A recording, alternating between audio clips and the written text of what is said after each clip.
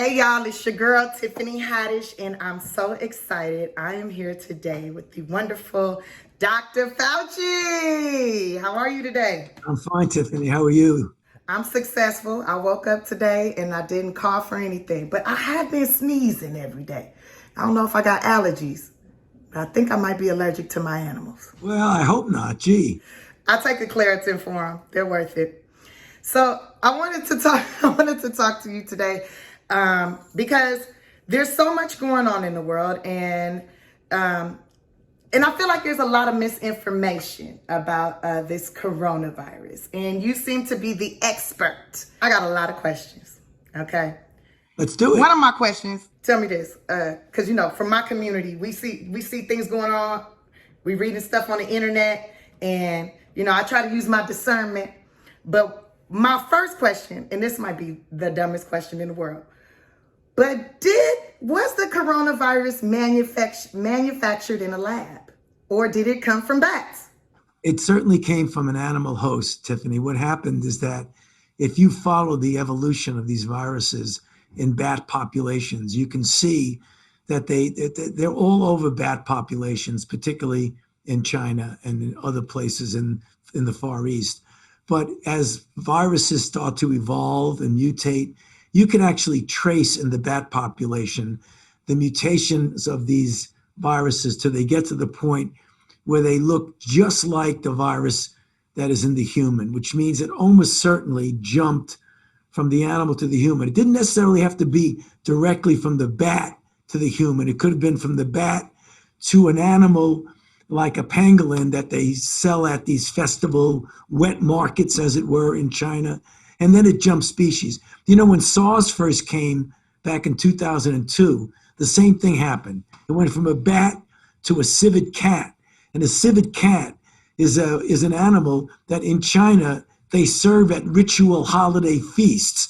And people go to the market, handle them, say, well, I like that one, you give me that, or I'll buy that. And that's how the human animal interface creates that jumping of species. So we're pretty certain it evolved right out from the natural host in the wild. Okay. What you telling me, what I feel I'm hearing is I should be a vegetarian. There's a lot of positives about being a vegetarian, but I can tell you one thing, Tiffany. If you want to eat meat, go to Safeway and get a frozen chicken and don't go to a wet market. I was thinking about getting some chickens of my own so I know what they're eating. But then I'm afraid of how do I prepare that chicken? I've never plucked a chicken before, so that's a whole nother. See, I need to talk to a farmer about that. Now, people say, you can get coronavirus from hugging, from shaking hands, from, touching a doorknob, all these things. That's true? It is true, but the reason all of the things you said is true is that it's a respiratory borne virus. So it's transmitted from one person to another by very microscopic respiratory secretions. And that could be, and this is important that I think people don't understand, that certainly could be from coughing or sneezing, but it could even be from talking, because what we're seeing now and singing, even more than talking. And that's the reason why you saw all those people in the church, in the choir who got infected. So the way you prevent that is by what we keep talking about, is a mask and physical distancing. Because if you stay a certain distance away and avoid crowds, we don't need to put a mask on now, but if we were in the same room, we would be doing this. I don't know. I feel like you could get a virus through the computer too. Yeah. Well, the viruses in the computer are different kind of viruses. We don't like them either, but they don't make you sick. They just make you aggravated. Yeah, that's true. Then you're like, I gotta get a new computer. Okay, so is it so I know that people with underlying conditions they're more susceptible to suffering more consequences from the virus, right? So like heart disease or issues with your lungs already, or blood pressure issues, like stuff like that, right? And obesity too. Just obesity is absolutely a risk. Yeah. I felt like I was getting on the obese side myself last year, Yeah. and my knees told me I had to make a change. So I You're lost 20 You're pounds. looking good, Tiffany. Don't worry. Thank you. We're good. I've been working on it because I thought my knees were going to leave my body. I'm telling you, I felt like my knees were like, deuce, we out, both of us. So I had to lose some weight. So I started boosting up my immune system. Would you say that's a good way to prevent? Is that a way to prevent getting sick? I know, like, keeping up your PPE is, and washing your hands and hand sanitizing and whatnot, keeping clean. But how about boosting up that immune system? To be honest with you, Tiffany, the things that so-called boost the immune system, when you do really good clinical studies, it doesn't really help much unless you have some sort of a deficiency. Like if you're vitamin D deficient, you just work hard all the time, you don't get outside, then taking vitamin D is good. If you want an antioxidant, vitamin C, but a lot of these herbs that claim to boost your immune system, in so many respects, either do nothing, or if you take too much of them, they harm you. So the best way— Or they give you diarrhea. What's up with that? I know. No, but the thing Nobody is, likes peeing out their butt. I'm gonna tell you that. Yeah, but what you need to do, you're hilarious. I'm just saying, like at first I was like, oh, I know what I'll do. I'll up my vitamin C. I'll take more vitamin D. I'll add some zinc. I'll add ginger, turmeric. I just got a spicy situation coming up. But the best way to keep your immune systems good is to just lead a healthy life, get good sleep, exercise.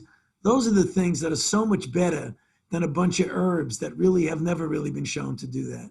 Okay, but I've been doing that. I dance every day. For a whole hour, just dancing around the house, dancing and dancing. And my knees are back. Now I've been hearing all this stuff about these vaccines. And I'm not the biggest on vaccines personally. Because the last time I got vaccinated, I got sick. And I was like, I'm not feeling that. So and mind you, I was young then. And I always am curious. I noticed that on most medications and stuff, they tell you what's in it. But they don't never tell you what's in the vaccine. Why?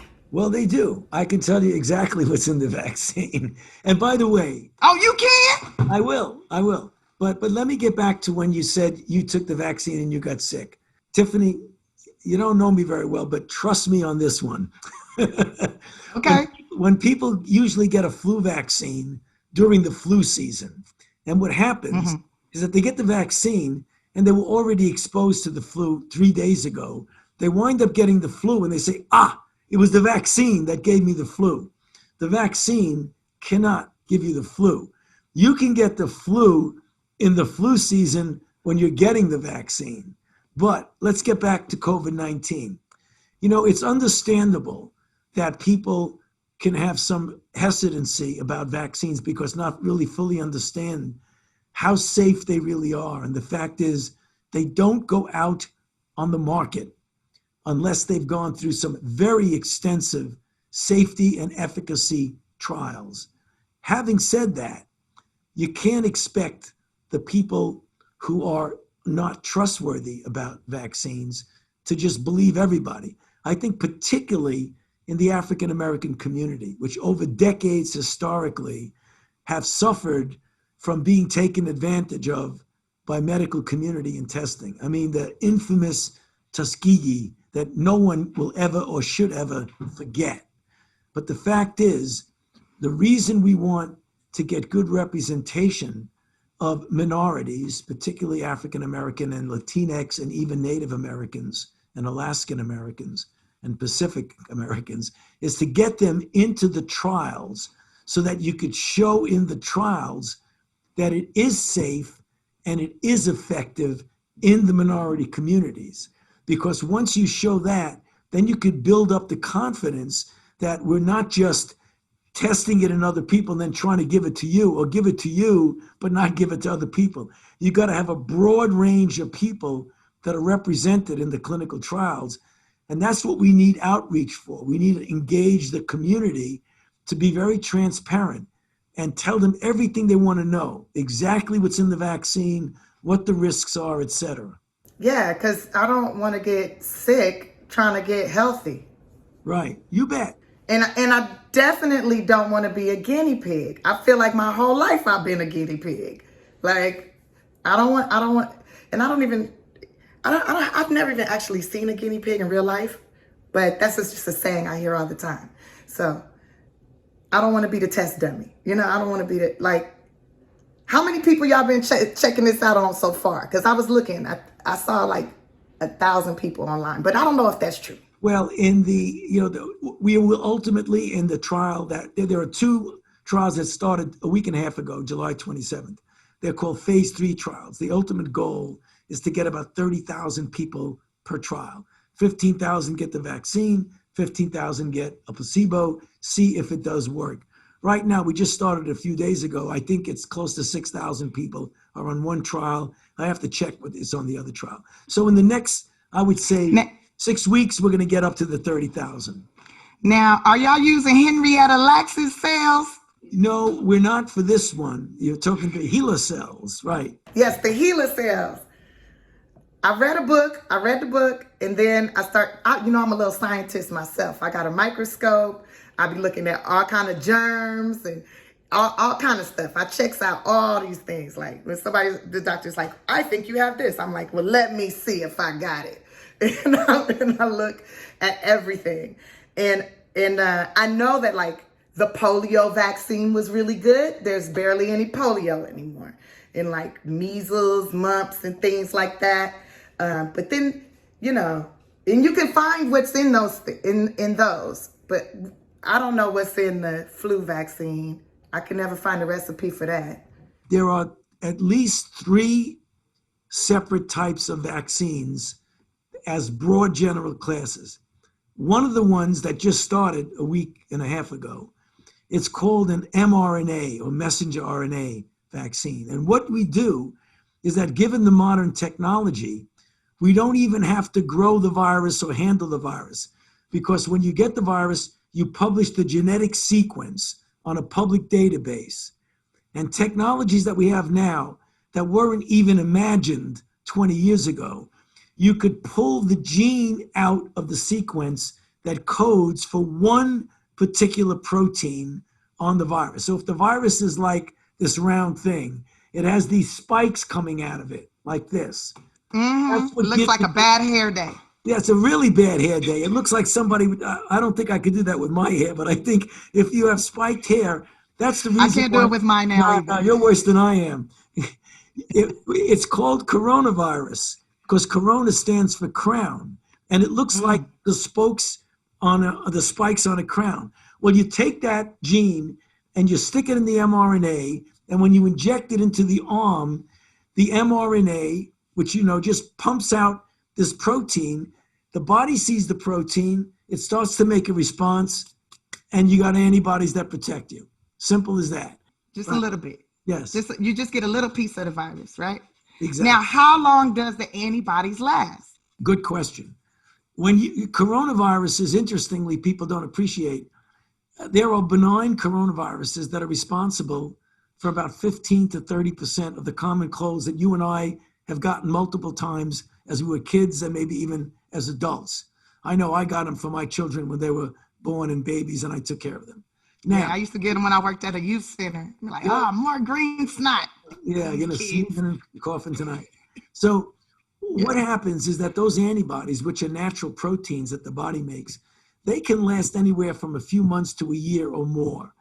With the common coronavirus, cold virus, we don't know how long the antibodies last with the vaccine.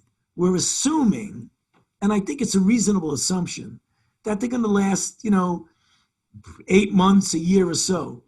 If they last that long and we want them to last longer, it's very simple to give a boost.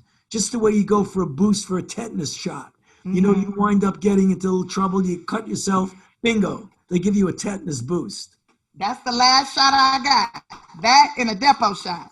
So we don't know exactly how long it lasts because we've only been doing the vaccines literally for a very brief period of time.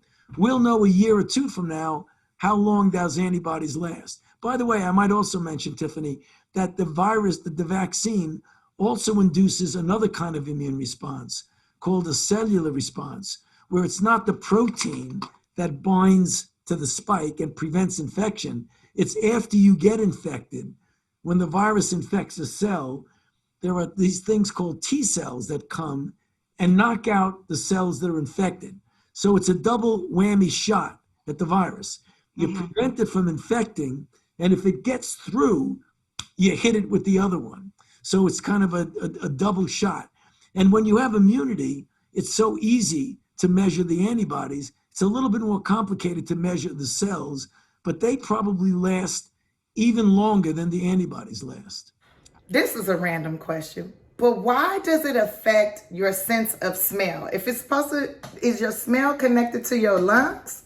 You know, that's a really good question that we don't know the precise answer to that. And one of the because I thought your sense of smell comes from your tongue, right? From your taste. No, buds, it comes from the nose. Right? No? Taste comes from the buds Here. on your tongue. Smell comes from these receptors in your nose. Well, why when I'm cooking something and it smells so good, I can taste it already before I even eat it? Do I got superpowers? You are super, for sure. I can only do one at a time. You're better than I can. I'm like, as soon as I smell it, I'm like, that's going to taste delicious. But that's going to be nasty. No, but Tiffany, what it really happens is you smell it and you say, boy, that probably tastes good. And that's you start to taste it. That's what happens. No, but the answer is we don't know. We do not know the reason for that. It's likely because the virus is interfering with some of these cells that have these receptors that it binds to. But we don't know for sure why that's the case. But it is real. It definitely happens. You got any questions for me? Because you answered all of them. No, well, yeah, there is one that I think is really important. And that is, we really need to make sure with vaccines and even with therapy that we protect the people who are vulnerable. This is a virus that is very confusing because of all the viruses that I've ever had experience with over the last 40 plus years. I've never seen a virus that has such a range of 40% of the people don't even know they're infected. They're completely without symptoms. Some have minor symptoms. They don't even miss work, but they should go home, not to protect others. Others get symptoms that they go to home for a few days. Others are in bed for weeks, and it takes a while to recover. Some go in the hospital. Some go in intensive care. Some need ventilators, and some die.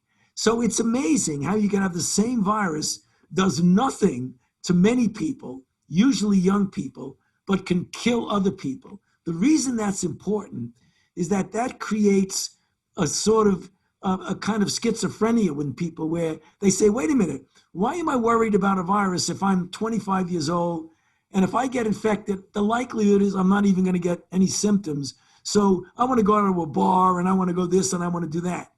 That's a real problem, Tiffany. And it's a problem because even though you may not get any symptoms, the likelihood is that even without symptoms, you could transmit it to someone else who could then transmit it to someone else who then is going to make someone's father, mother, grandmother, wife who has got chemotherapy for breast cancer, an immunodeficient child, someone who's got obesity, they're going to get very sick and they might die. So we've got to impress upon people that you not only have a responsibility to yourself, because some young people really get very sick from this. Not a lot, but some do.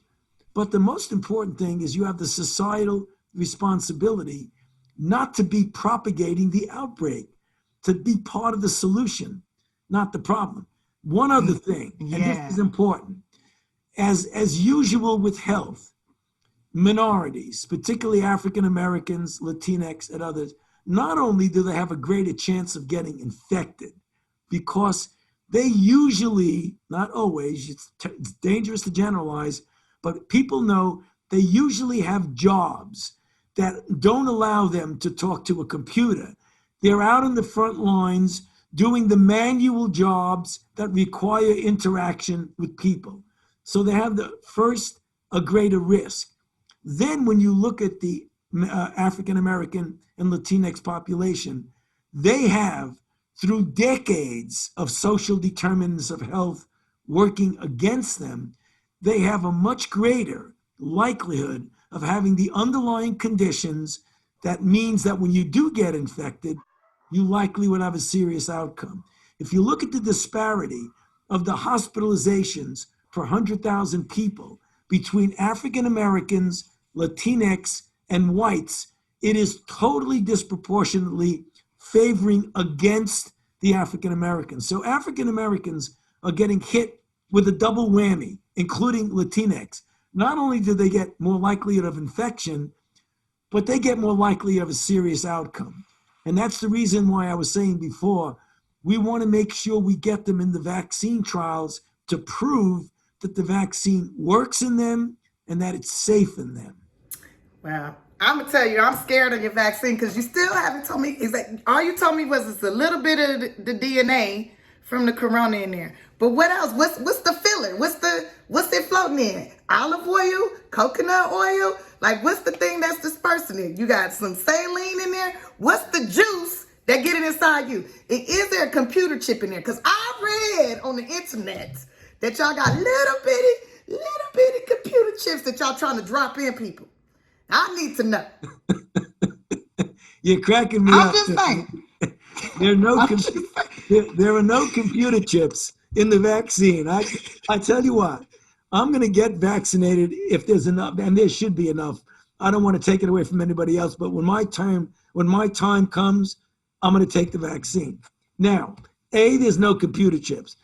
B, you take the little gene, it's like a little bitty gene, you stick it in the mRNA, you put a little lipid around it so it gets into you, you inject it, it starts making this protein, you make an immune response. What is a lipid? What is a lipid? Liquid? Yeah, no, it's kind of a fat molecule, a little fatty molecule. So you're going to put fat in me? I've been burning fat. So you're going to give me a little fat? Listen, first of all, I wouldn't necessarily do it you because I want you to start losing some weight because of your knees. I'm worried about your knees, Tiffany. Yes, my knees, they scream for mercy. I got to tell you, you got to lose a little weight before you give you a vaccine because we're going to give you some of that lipid.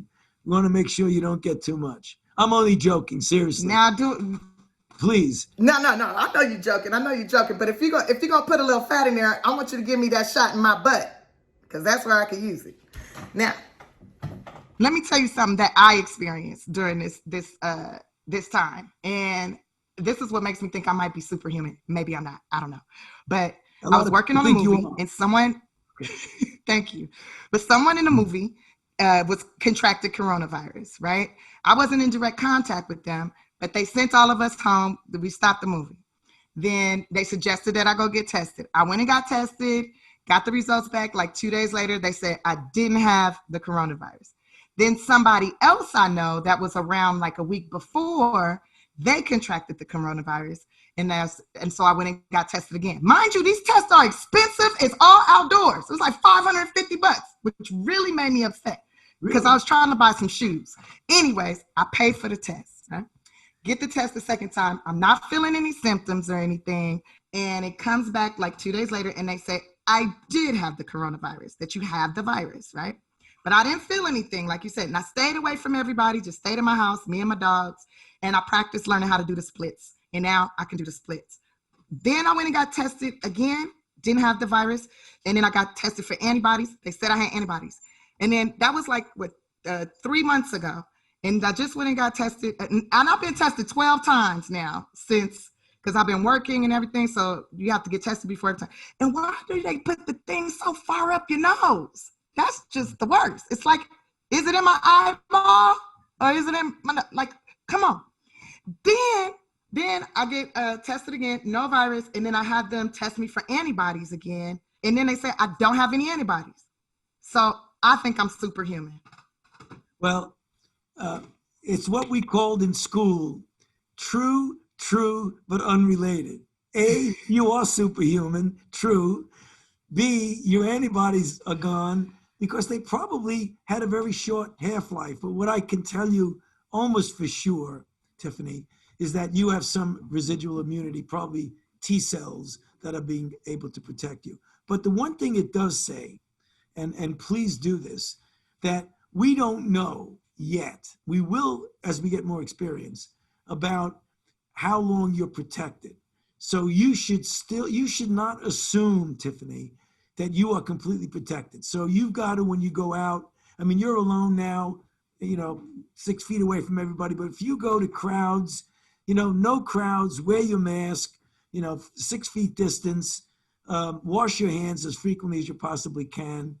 Those are the kind of, and by the way, outdoors is always better than indoors, because we know when this virus with these little microparticles, when you're outdoors, they get blown around and they get diluted. When you're indoors, they get recirculated, and that's what you got to worry about. Man, yeah, and I try to stay away from people that spit when they talk. I notice a lot of people do that, the little spittle. Or the people who talk that to you, more. they got to be 5 inches from your nose. That's no good. Yeah, that's no good. But what I do like about the PPE is I don't have to smell people's breath anymore. And I even came up with a song. You remember that song, OPP?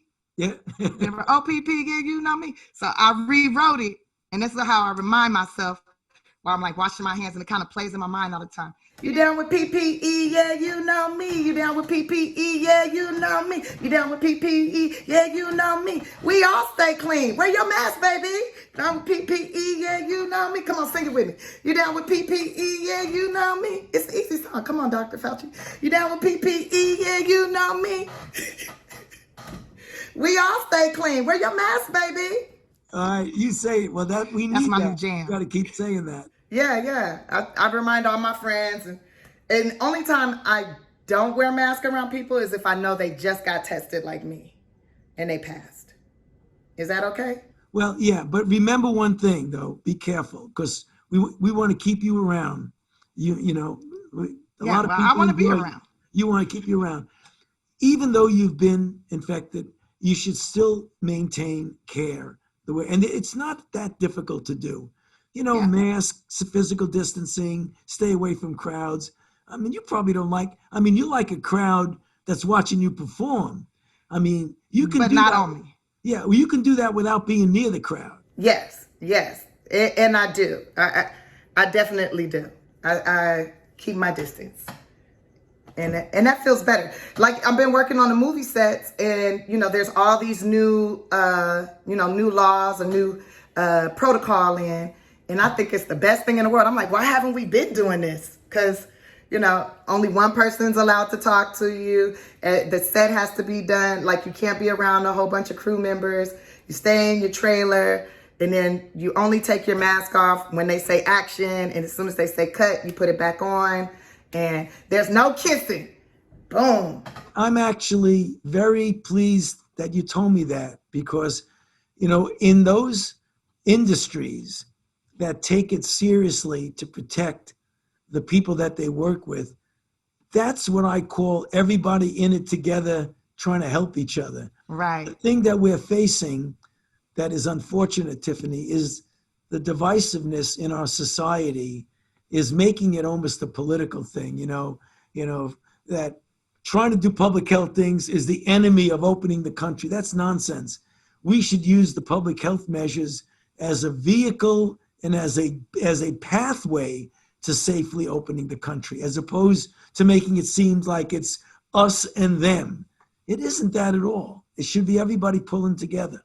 Well, it feels like us and them only because for so long, us have been, pooped on, if I may say, and oppressed and, used, abused. And so it is hard to trust. But if more people like you speak out, the more you talk, the more I feel better about it. I'm going to be honest. But I hate to get political, but our president was talking about bleach and stuff, and I was like, is he trying to kill everybody? What did he say? I remember seeing you and you were like, what the, your face was like, what did he just say? He's like, disinfectants. And I'm like, I hope he's talking about with hands, because I think he just said drink it. That wasn't me. That was Dr. Burks who was sitting there. I was on the television going like that. Okay. Yeah. So, Like, what did he? right. But, Yeah. but let me tell you something that's good. Good news. I was with the president at the White House about 3 hours ago. And you know that things are changing because he's even tweeting that people should wear masks. So we're making some headway here. And the vice president masks a lot. So we've made some headway here. Well, it'd be good to see him in a mask. Yeah. You know, it'd be good to see him wearing the mask. Yeah. And I told him. At least walking up to the podium with it on, taking it off to speak and put it back on. That would be good to see. Because then we wouldn't think like, oh, you know, this is a setup. Like he's taking it seriously too.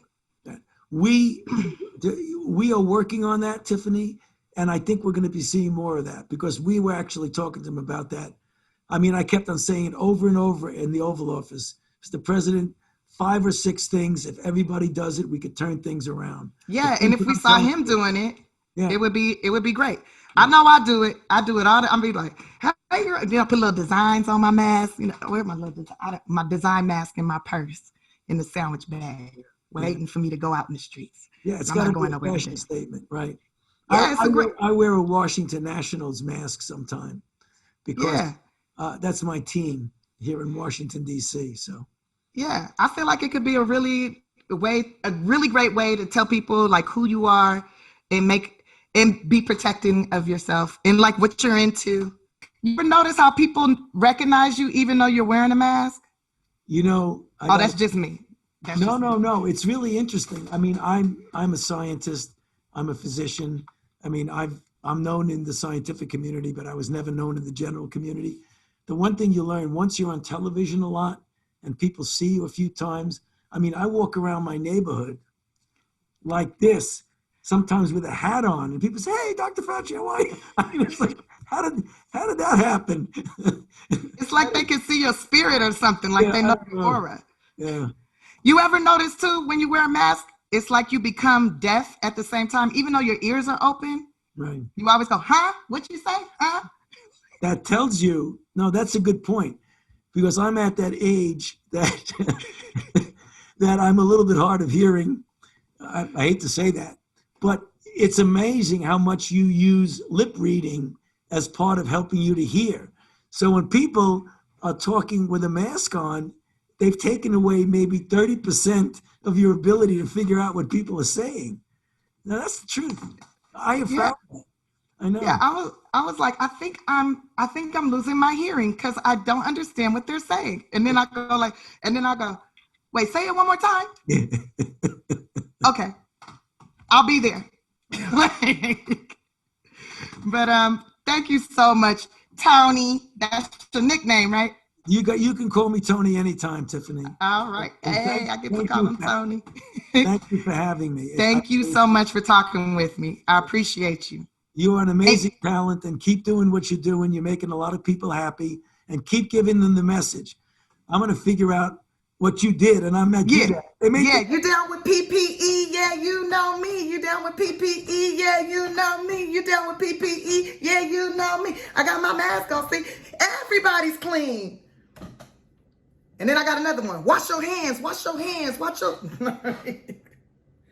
I've just been writing all the hits. I got a lot of time on my hands at the house. Thank you. I appreciate you. Have a beautiful day. Take care of yourself. You too. Bye. Thank you very much. Thank you. Bye.